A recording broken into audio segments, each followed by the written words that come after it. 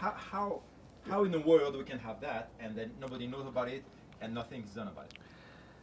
Well, what we have in this country is a regulatory agency that is in control of radio frequency emission licensing at specific bands in the spectrum, as well as power levels that are permissible. It's called the FCC. The FCC is not a healthcare agency. It doesn't have one doctor on staff. It has no medical doctors on its payroll. The FCC guidelines are what govern what frequency you can broadcast at, whether you need a license, and at what power level you can broadcast at, and up to what limit is permissible. But they're not safety standards. They're exposure guidelines. So the vernacular is very important. There's no implication of safety.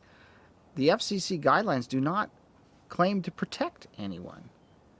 By their very nature, they're guidelines. They're not safety standards. So what we have are regulatory agencies in this country. The FDA doesn't regulate radio frequency emissions. It's left to a regulatory agency that is largely owned and controlled by the telecom industry and lobbyists for the telecom industry.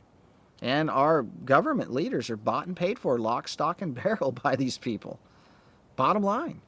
So what you have is you have unfettered access to the airwaves at a certain power level and at a very specific frequency range that has now crept in all around us, and it's all perfectly legal. That is a nightmare. Because now you're not only dealing with the fact that no one's breaking the law, unless, of course, some of these cellular companies are not monitoring the power levels of some of these wireless infrastructure systems that they have, because I'm sure some of these towers are broadcasting over and above the allowed power limits. I'm sure they are, but nobody's checking them.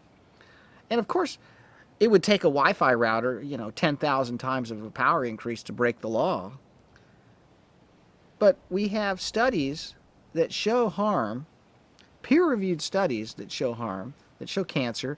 I mean, you've got women who've been keeping their phones in their bras, and they're getting breast cancer right in the exact spot where the cell phone antenna. I mean, if you have a smartphone, that thing's pulsing every 10 or 15 seconds, looking for the tower, picking up an email, transmitting data. You have a pulse-modulated microwave radio frequency emission taking place with peaks that are literally trillions of times background level right on soft tissue.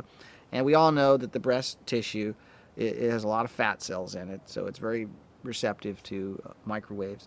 You have women that are getting cancer right on the spots where the phones were kept. You have people getting brain tumors right where the phone's kept.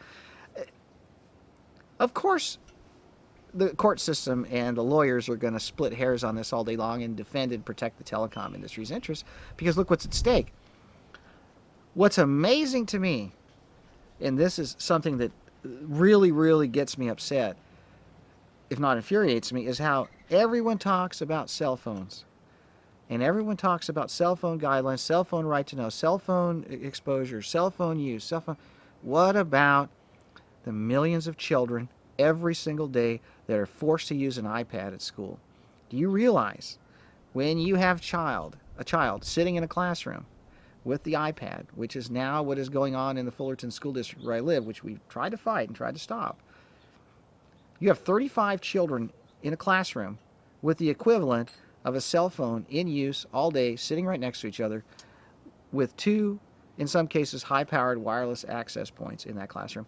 That is an unprecedented exposure. It is an unprecedented environment, and it is being done to our children. And it is not by choice. It is a forced exposure. You cannot get an education in the Fullerton School District without using an iPad. They have put that in writing.